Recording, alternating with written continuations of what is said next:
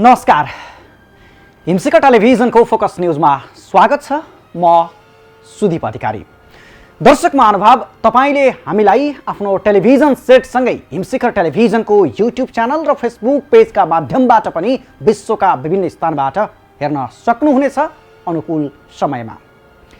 दर्शकवृन्द, यो देशमा धेरै घटनाहरू रहस्यमय नै रहिरहेका छन्। त्यस्तै मध्येको एउटा अकल्पनीय र कहाली लाग्दो अनि सुन्दैखेरि नाटकीय जस्तो लाग्ने घटना तत्कालीन राजा वीरेन्द्र सहित राज परिवारका 10 जना सदस्यको हत्या भएको र त्यसको पनि पुरापुर 21 वर्ष बितिसकेको छ। सबैका प्रिय राजाका रूपमा परिचित वीरेन्द्र शाहको वंशनाश जो भयो 2058 साल जेठ 19 गते राति। यो विश्वको चासोको विषय भयो। हत्याकाण्ड छानबिनको विषयमा धेरै पटक कुरा उठ्यो, प्रसङ्ग उठ्यो र छानबिनका लागि धेरै भाषणहरू गरिए, किताबहरू लेखिए, फिल्महरू निर्माण भए, वृत्तचित्रहरू बनाइए। सरकारले तत्कालीन प्रधान न्यायाधीश केशव प्रसाद उपाध्याय र तत्कालीन सभामुख तारानाथ राणाभाटको सदस्यतामा एउटा उच्च स्तरीय छानबिन समिति पनि गठन गरियो र त्यसले एउटा प्रतिवेदन पनि सार्वजनिक गरिदियो। तर त्यसलाई आम मानिसहरूले पत्याइदिएनन् र अहिले पनि यो घटना रहस्यमय नै छ। रहस्यमाथि रहस्य थपिएको घटनाका क्रमका रूपमा बुझिन्छ र आम मानिसले त्यसै गरी नै व्याख्या गर्दै आइरहेका छन्। आज 21 वर्ष सन्दर्भबीच हामी यही विषयमा फोकस न्यूज प्रस्तुत गर्दैछौँ। कसले गर्यो राजा वीरेन्द्रका परिवारको हत्या? जे आयो सोही हो त तथ्य?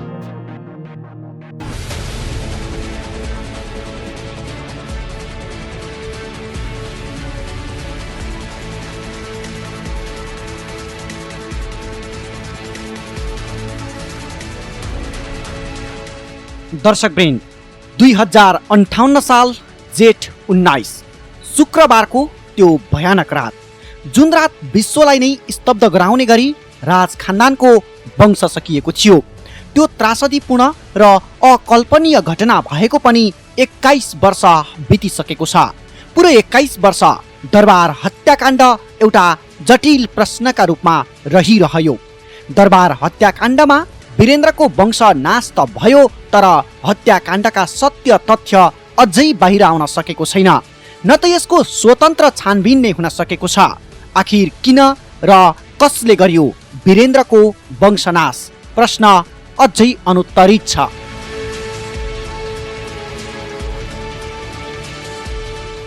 हत्याकाण्डमा तत्कालीन युवराज दिपेन्द्रको संलग्नता रहेको प्रतिवेदन सार्वजनिक भएको थियो। हत्याकाण्डको केही समयपछि पारिवारिक कारणले दिपेन्द्रले हत्याकाण्ड मच्चाएर आत्महत्या गरेको प्रतिवेदनले ठहर गरेको थियो।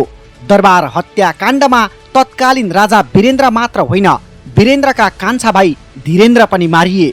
यसैले दरबार हत्याकाण्डका पछाडि शङ्कै शङ्का उब्जिएको छ।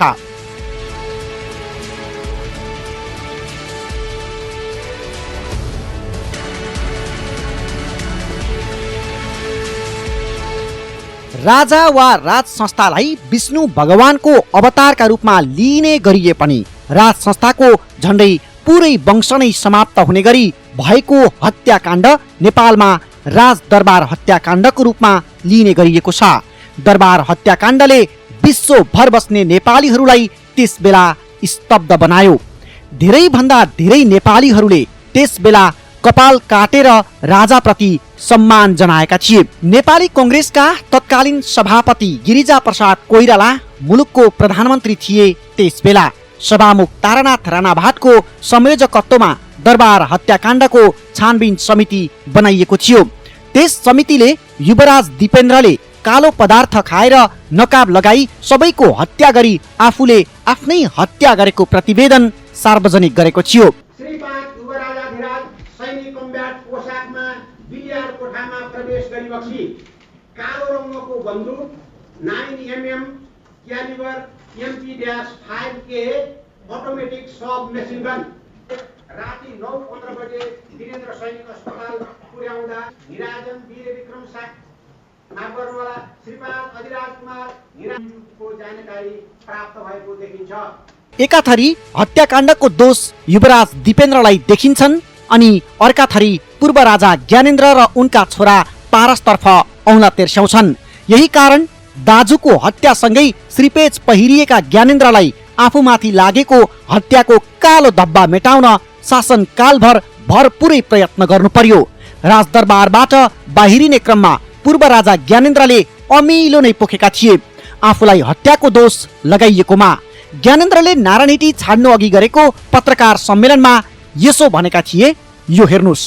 मेरो पूजनीय दाजु भाउजू लगायत आफ्ना आत्मीय परिवारको विभत्स विनाश भएको र ती प्रिय आदरणीय परिवारका सबमा आँसु बगाएर मन हलुका पार्ने मौका समेत पाउन नसक्ने परम्परा र कर्तव्यको जन्जिरमा बाँधिनु विवश मेरो अन्तर्वेदना शब्दमा व्यक्त गर्न सक्दिन। यसै अवस्था र घटनालाई लिएर केही र कतिले अत्यन्त निर्विवेक र निर्दयतापूर्वक म र मेरो परिवारमाथि लगाएको कठोर आरोप र लान्छनालाई हामीले सहनु बाहेक न त कुनै उपाय नै थियो, न त हाम्रो तर्फबाट बोलिदिने नै कोही थिए। तत्कालीन परिस्थिति र घटनाबाट फाइदा उठाउन म र मेरो परिवार प्रति पूर्वाग्रही भई विभिन्न माध्यमबाट म र मेरो परिवारलाई बदनाम गर्न काम निरन्तर रूपमा भइरह्यो, जुन मेरो लागि अति दुःखदायी थियो र छ पनि। तर पूर्व राजा ज्ञानेन्द्र र उनका छोरा पारसलाई दोष लगाउने प्रमाण भने भेटिएको छैन। न त राजाबाट जनता बनेका ज्ञानेन्द्र र पारसलाई छानबिनको घेरामा ल्याउने साहस यो बीचमा राज्यले नै गर्न सकेको छ। त्यसैले त हत्याकाण्डको यो 21 वर्षको अवधिसम्म पनि यो हत्याकाण्ड रहस्यकै गर्भमा रहेको छ।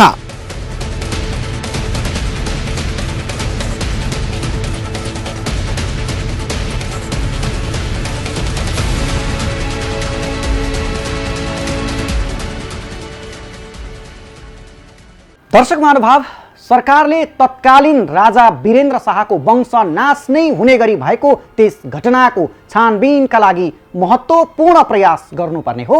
तर एउटा सामान्य औपचारिक स्मृति सभाको पनि आयोजना गर्दैन सरकार, तर नागरिकले आफ्नै तवरबाट सम्झिने गरेका छन्। दर्शकवृन्द, दरबार हत्याकाण्डको घटनालाई छानबिन गर्न गरिएको बेवास्ताका बारेमा पनि आज हामी बोलिरहेका छौँ र दरबार हत्याकाण्ड र तत्कालीन राजा वीरेन्द्रको वंशनाश बारेको रहस्य र सत्यको प्रसङ्गमा बोलिरहँदा एउटा यथार्थ यो पनि छ कि जब दरबार हत्याकाण्ड भयो त्यही बेसमा अर्थात् त्यही आधारमा राजपरिवार र राज संस्थाकै अन्त्यको आधार भएको समीक्षा मानिसहरूले गर्ने गरेका छन्। र अब चाहिँ प्रसङ्ग यो छ कि जब दरबार हत्याकाण्ड भयो र त्यसपछि देशमा जटिल बनेको परिस्थिति र दरबार हत्याकाण्डकै प्रसङ्ग हेरौँ यो रिपोर्टमा। पटक पटक उठ्यो छानबिनको कुरा, तर 21 वर्षसम्म पनि भएन पुरा।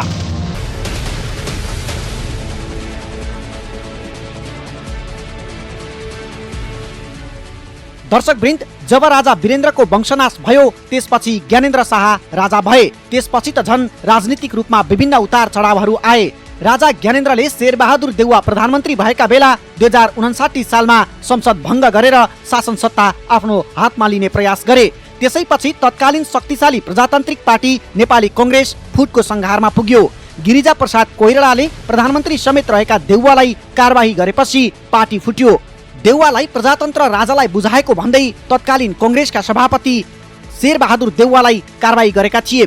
केही वर्षपछि कङ्ग्रेस मिल्यो। त्यसकै बीचमा राजा ज्ञानेन्द्रले तुलसी गिरी, कमल थापा लगायत राजावादी नेताहरूलाई शक्तिमा ल्याएर नेपाली काङ्ग्रेस, नेकपा एमाले लगायत 7 दलले भूमिगत माओवादीसँग 12 बुँदे सम्झौता गरे। त्यही सम्झौताका आधारमा संसद पनि पुनर्स्थापना भयो, राज संस्था पनि समाप्त भयो। राज संस्था समाप्त पार्न नेपाली कांग्रेस, नेकपा एमाले, तत्कालीन नेकपा माओवादी लगायतका दलहरूले भूमिका खेलेका थिए। तर वीरेन्द्र सहितका राज परिवारका सदस्यहरूको हत्या गर्नेको न खोजी हुन सकेको छ, न त नेपाली जनताले ल्याएको गणतन्त्र राम्रो भनेर छाती फुकाएर हिँड्न सक्ने अवस्था बनेको छ। राजतन्त्र राम्रो कसैले भन्लान् त कसैले गणतन्त्र राम्रो भन्लान्, त्यो फरक कुरा हो। तर आम नेपाली जनताको अवस्थामा भने परिवर्तन आएन। आम जनताका छोराछोरी वैदेशिक रोजगारीमा जानुपर्ने बाध्यता कायम छ भने रेमिटेन्स भित्र्याएर देश चलाउनका लागि भए पनि सरकारले उनीहरूलाई विदेश पठाउनु पर्ने बाध्यता जस्तै बनिसकेको छ।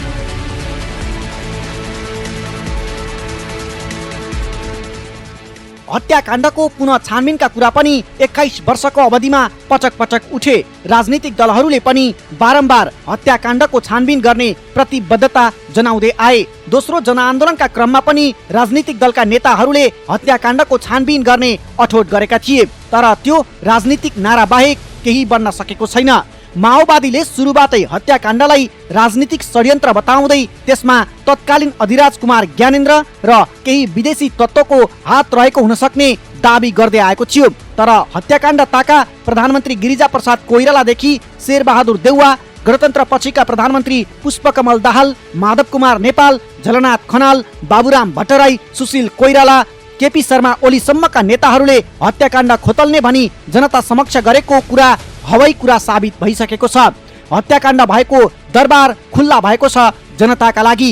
दरबार त खुल्यो, तर हत्याको रहस्य खुल्ला कि नखुल्ला जवाफ दिन अहिले पनि गाह्रो छ। किनभने हत्याकाण्डको पुनः छानबिन हुन नै गाह्रो देखिन्छ। छानबिन सुरु भइहाले पनि धेरै प्रमाण नष्ट भइसकेका छन्। वीरेन्द्रको वंशनाश भएको 5 वर्षपछि त्रिभुवन सदन भत्काइएको थियो। सडकमा 62-63 को आन्दोलन चर्किरहेको थियो। त्यति नै बेला नारायणहिटी भित्र त्रिभुवन सदन ढलिरहेको थियो। पहिले नारायणहिटी भित्रको त्रिभुवन सदन ढल्यो, पछि राजतन्त्र नै ढल्यो। भवन र व्यवस्था ढल्दै जान्छन्, इतिहास बन्दै जान्छन्। तर नारायणहिटी हत्याकाण्डको रहस्य भने अस्पष्ट इतिहासका रूपमा अहिले पनि रहिरहेको छ।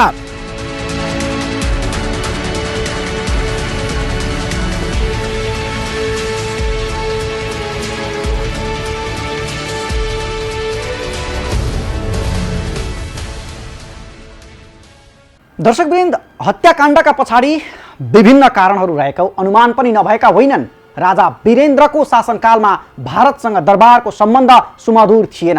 2045 सालमा भारतले लगाइदिएको नाकाबन्दी र 2057 सालमा राजा वीरेन्द्रले संसदबाट पारित नागरिकता विधेयकमा लाल मोहर नलगाई फर्काइदिएका घटनाले भारतसँग दरबारको सम्बन्ध चिसिएको थियो। नेपाललाई आफ्नो अनुकूल बनाउन भारतले कमजोर राजा चाहिरहेको थियो। देवयानी राणाको भारत ग्वालियरको राजघरानासँग निकटको नाता सम्बन्ध थियो। यसैले देवयानीसँग युवराज दिपेन्द्रको बिहे भए नेपालको शासन सत्तामा भारत हावी हुन सक्ने आशंका तत्कालीन राजा रानीमा थियो। दरबार हत्याकाण्ड हुनुअघि भारतबाट आएका एकजना योगी महिना दिनदेखि राजधानीको याक एन्ड यति होटलमा बसेका थिए। उनले दिपेन्द्रलाई तन्त्र मन्त्र गरेका थिए भनेर भनिन्छ। छाउनी स्थित सैनिक अस्पतालमा दिपेन्द्रको शव हेर्दा छातीमा तन्त्र मन्त्र गरिएको चिलको नङ्ग्रा भएको लकेट भेटिएको थियो। देवयानीसँगको प्रेम सम्बन्धलाई हतियार बनाउँदै राजनीतिक षड्यन्त्रबाट दरबार हत्याकाण्ड गराइएकोमा धेरै दरबारियाहरू नजिक पुगेका थिए। यी र यस्ता विषयहरू थुप्रै पुस्तकहरूमा उल्लेख पनि गरिएको छ। तर यसप्रति कहिल्यै छानबिन भने भएन। अनि अर्को कुरा, दिपेन्द्रले नै हत्याकाण्ड मच्चाएका हुन् भन्नेमा पनि विरोधाभास देखिन्छ। किनकि दिपेन्द्रले बुवा आमाको निकै श्रद्धा गर्दथे। आमा बाबुका सामु शिर ठाडो पार्ने आँटसम्म गर्दैनथे उनी। त्यसो भए तिनै दिपेन्द्रले कसरी आफ्ना परिवारकै नाश गरे त? 21 वर्षदेखि अनुत्तरित प्रश्न हो यो। थप प्रसङ्ग सहित आउँछौँ एकैछिनको विश्रामपछि।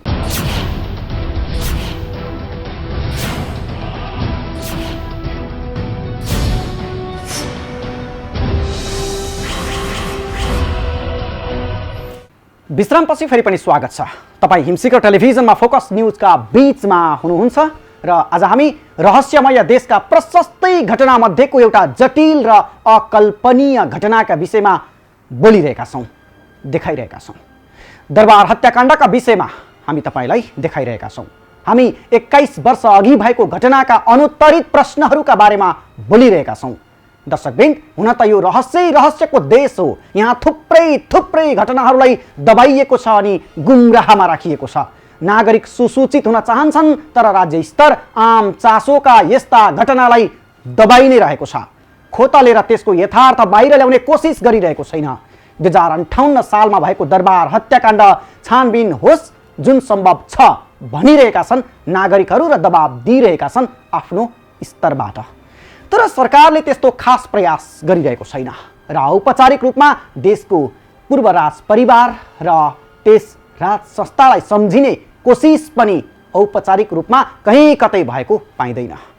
यस्तै छ यहाँको चलन। अब चाहिँ यिनै सन्दर्भमा नागरिक आवाज समेटिएको यो रिपोर्ट हेर्नुहोस्। सम्झनामा राजा वीरेन्द्र के भन्छन् सर्वसाधारण।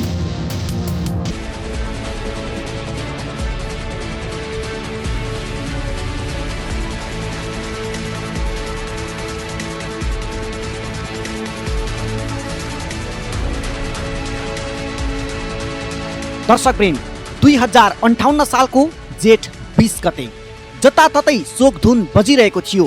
दरबार हत्याकाण्ड भयो रे भन्ने सुन्दा धेरैलाई अकल्पनीय लागेको थियो त्यो घटना। हत्याकाण्डलाई धेरैले सहजै पत्याउन सक्ने अवस्था पनि थिएन। पश्चिमा मिडियाले दरबार हत्याकाण्डका बारेमा जानकारी दिइरहेका थिए। नेपाली मिडियाले शोकधुन बजाएका थिए। पुरै समय अनभिज्ञ थियो दरबारभित्र के भइरहेको थियो। 21 वर्ष पुगेको दरबार हत्याकाण्ड कसरी भएको थियो भन्ने पनि बाहिर आएको छैन। तर त्यो दिनलाई कसैले भुल्न पनि सकेका छैनन्। यही 21 वर्षमा नेपालमा राजतन्त्रको अन्त्य भइसकेको छ, तर राजा वीरेन्द्र जनताको मनमा अझै पनि छन्। राजा वीरेन्द्र हाम्रा राजा मात्र नभएर यो देशको राष्ट्र प्रमुख हुनुहुन्थ्यो। उहाँसँग प्रजातन्त्र मूल्य र मान्यता थियो र उहाँ चाहिँ हाम्रो नेपाली जनताको मनमनमा जनजनको मनमनमा रहनु भएको थियो र जनता सधैँभरि सर्वोच्च रहन्छ भन्ने कुरामा सधैँ रहनुभयो र अहिलेको नेतृत्वले पनि जनता सर्वोच्च छ र उसको ऊ चाहिँ सबभन्दा शक्तिशाली हो, जनता सबभन्दा शक्तिशाली हो भन्ने कुरा उहाँले बुझ्नु भएको थियो। त्यसैले अहिलेको नेतृत्वले पनि बुझेर गयो भने यो देश समृद्ध बन्छ भन्ने लाग्छ। बिहानैदेखि रेडियोमा शोकधुन र भजन बजिरहेका थिए। त्यति बेला अहिले जस्तो सामाजिक सञ्जालको विकास भइसकेको थिएन। त्यो अवस्था एकदमै भयानक थियो। पुरै नागरिक भावुक भएका थिए। सुरुमा त दरबार हत्याकाण्ड बारे केही थाहा थिएन। राजाका विरुद्ध आवाज उठाउने जनता पनि अत्यन्तै दुखी थिए। त्यस बेला पुरै मान्छेमा आफ्नै घरको आफन्त बिते जस्तो चिन्ता थियो। धेरैले कपाल खौराएका थिए। त्यसैले त अहिले पनि तिनै राजा वीरेन्द्र जनको मुटुमा बसिरहेका छन्। जेठ 19 गते हाम्रो देशको एउटा ढुकढुकी नेपालको पहिचान बोकेको अन्तर्राष्ट्रिय जगतमा चाहिँ एउटा सान मान र मर्यादा र स्वाभिमानमा जहिले पनि शिर उच्च राख्ने चाहिँ जुन खालको भूमिका नेतृत्व गरिराख्नु भएको राजा वीरेन्द्र हाम्रो देशको हाम्रो राज्यको एउटा ढुकढुकी हुनुहुन्थ्यो र एउटा हिजो बुवा हजुरबाहरूले भन्ने गर्नुभएको विष्णु अवतारको रूपमा उहाँ हुनुहुन्थ्यो र अन्तर्राष्ट्रिय जगतमा राख्नुभएको छविले उहाँ चाहिँ नेपालको लागि एउटा पथ प्रदर्शकको रूपमा मैले लिने गरेको छु र आज राज्यमा नेतृत्व गरिरहनुभएका जति पनि लिडरहरू हुनुहुन्छ उहाँहरूले चाहिँ राजा वीरेन्द्रले हिजो सुरु गर्नुभएको राष्ट्रिय स्तरमा उत्पादन गर्नुपर्छ, घरेलु उद्योगलाई चाहिँ एकदमै बढावा दिनुपर्छ र जति पनि उत्पादन गरेका कुराहरू बाहिर बजारमा लगेर बिक्री वितरण गर्नुपर्छ भन्ने जुन उहाँको कन्सेप्ट थियो त्यसलाई चाहिँ असाध्यै मिहिन ढङ्गबाट असाध्यै सूक्ष्म ढङ्गबाट आजको नेतृत्वले लियो भने उहाँको पथलाई एउटा फलोअरको रूपमा सफल हुने मेरो धारणा राख्दछु। सर्वसाधारणहरू अहिले पनि 21 वर्ष अघिको घटनालाई पुनः छानबिन गर्नुपर्ने बताइरहेका छन्। अरू धेरै पोलिटिसियनहरू छन् तिनीहरूको हत्या जस्तै अब कतिपय कुराहरूलाई चाहिँ आफ्नो कुनै पनि शासकले जनतालाई आफ्ना कुराहरू निभाउनका लागि विभिन्न स्ट्राटेजी त्यही सन्दर्भमा चाहिँ नेपालको सन्दर्भमा यस्ता घटनाहरू धेरै पहिलेदेखि भएका छन् र अर्को नेपालमा 2058 सालमा भएको जुन हत्याकाण्ड छ त्यो हत्याकाण्डसँग सम्बन्धित रहेर कुरा गर्दाखेरि चाहिँ अब दुई खालको विश्लेषण लाग्छ। एउटा भनेको सरकारले दिएको विश्लेषण, अर्को विश्लेषण भनेको जनताहरूले गरेको विश्लेषण। अब त्यो के छन् भन्ने कुरा त सबैलाई सायद जानकारी नै होला। उच्च सुरक्षा घेराभित्र रहेको दरबारमा भएको हत्याकाण्ड अहिले पनि रहस्यकै गर्भमा छ। दिपेन्द्रले गोली चलाउँदा सुरक्षाकर्मीले किन रोक्ने प्रयास गरेनन्? के दिपेन्द्रले आत्महत्या नै गरेका हुन् त? हत्याकाण्डपछि तत्कालीन प्रधान न्यायाधीशको संयोजकत्वमा गठित उच्च स्तरीय छानबिन समितिले तत्कालीन युवराज दिपेन्द्रकै सनकमा त्यो घटना भएको निष्कर्ष निकालेको थियो। तर धेरै नेपालीले त्यसलाई विश्वास गर्न अझै पनि मानेका छैनन्। ठुला मान्छेहरूको हात हो जो कहिले पनि बाहिर आउनै दिँदैन र त्यो जुन अमर लामालाई मारे मदन भण्डारीको कुरो बाहिर आउँछ भनेर हो, यस्तै हो कि कहिले पनि आउँदैन बाहिर। नेताहरूकै हात छ, मलाई त्यही लाग्छ। त्यो बाहिर आउने बित्तिकै त पब्लिक जनताले थाहा पाउँछन् अनि नेताहरू सखा हुन्छन्, त्यही भएर त्यो बाहिर आउनै दिँदैन। थाहा पाइहाल्यो भने मारिदिन्छन्। उनको हत्या भएको आजैको दिन 19 गते, त्यो दिन चाहिँ साह्रै कहाली लाग्दो र नेपालका जनताहरू सबैभन्दा पीडामा भएको दिन त्यो दिन हो। र त्यस विषयलाई लिएर छानबिन के हो त हत्याकाण्डको रहस्य भन्ने कुरा चाहिँ विभिन्न पार्टीहरू सरकारमा आए गए, तर कसैले पनि यसको चासो राखेनन्। तत्कालीन अवस्थामा गिरिजाप्रसाद कोइराला सरकारमा रहेको अवस्था, सभामुख राणाभाट रहेको अवस्थामा जुन प्रकारले चाहिँ उहाँको पक्षको जाति आयो, त्यो हेरचक्राई ढङ्गले त्यो त्यहीँदेखि चाहिँ अब यो वीरेन्द्र राजाको चाहिँ सही तथ्य बाहिर आउँदैन र यसमा चाहिँ देशी विदेशी सबै शक्तिहरू लागेर नेपाललाई चाहिँ तहस नहस पार्न खोजेको दिन हो त्यो। हत्याकाण्डमा ज्ञानेन्द्र शाहदेखि छिमेकी मुलुक भारतसम्म अहिले पनि शङ्काकै घेरामा छन्। घटना भएकै स्थानलाई 2061 सालमा भत्काएर नयाँ निर्माण गरिएको छ र त्यहाँ हत्या हुँदाका बखतमा केही चिनारीहरूलाई सुरक्षित राखिएको छ। दरबारसँग नजिक भनिएको राप्रपाका नेताहरूको नजरमा चाहिँ यो हत्याकाण्डलाई कसरी हेरिएको छ त? राप्रपा नेत्री रन्जु प्याकुरेल वंशनाश किन गरियो होला भन्ने कुराको एउटा प्रमाण पनि के छ भने त्यो बेला कसको सत्ता थियो त्यो पनि हामीले जान्न जरुरी छ। र अर्को कुरा, नेपालगञ्जमा वीरेन्द्र चोकमा राजा वीरेन्द्रको शालिग स्थापना गरिएको थियो आजभन्दा 6 महिना अगाडि। र आज मात्रै बिहान सेनाको ठुलै फोर्स गएर त्यहाँका युवाहरूलाई तितर बितर गर्दै त्यहाँ राजा वीरेन्द्रको शालिगमा चाहिँ माल्यार्पण गर्न, श्रद्धाञ्जली अर्पण गर्न गएका हजारौं जनताहरूलाई तितर बितर गर्दै त्यो शालिग तोडफोड गरेर फाल्ने काम सेनाले स्वयं गरेको छ भने त्यसका लागि को जिम्मेवार थियो भनेर मैले भनिरहनु पर्दैन। राजाको वंशनाश गर्नलाई हाम्रै देशका दलाल नेताहरू चाहिँ विदेशीको साँठगाँठमा लागेर राजा वीरेन्द्रको वंशनाश गरेका हुन् भन्ने कुरा पुष्टि गर्नलाई योभन्दा ठुलो प्रमाण हामीसँग अरू छैन। 2065 पछि राजदरबार नारायणहिटी दरबार सङ्ग्रहालयका रूपमा परिणत भएको छ। त्यस यता शासन सत्ता हत्याएकाहरूले दरबार हत्याकाण्डबारे बोल्न र छानबिन गर्न अघि सर्न चाहेका छैनन्, जसले न तत्कालीन राजालाई न्याय दिलायो न जनताले न्याय पाए। 21 वर्षसम्म पनि यो घटना रहस्यकै गर्भमा छ। जे बाहिरियो त्यही सत्य थियो या सत्य कुरा लुकाइयो, या त सत्य कुरा बाहिर आउँदा उलट पुलट नै हुने शङ्काले यो घटना यसै ओझेलमा पारियो। यो प्रश्न विगत 21 वर्षदेखि अनुत्तरित नै छ।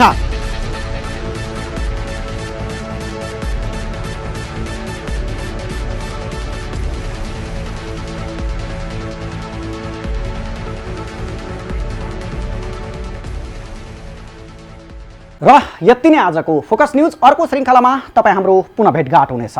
थप न्यूजका लागि हाम्रो वेबसाइट www.himshikartv.com.np लगइन गर्नुहोला र अनुकूल समयमा तपाईँले हाम्रा समाचार बुलेटिन र कार्यक्रमहरू हाम्रो अफिसियल युट्युब च्यानल र फेसबुक पेजमा पनि हेर्न सक्नुहुनेछ। झापाको बिर्तामोडमा राजकुमार ओली र सुनसरीको इटहरीमा पारस सुवेदीलाई विशेष धन्यवाद। आजलाई हामी सबैलाई बिदा दिनुहोस्। नमस्ते।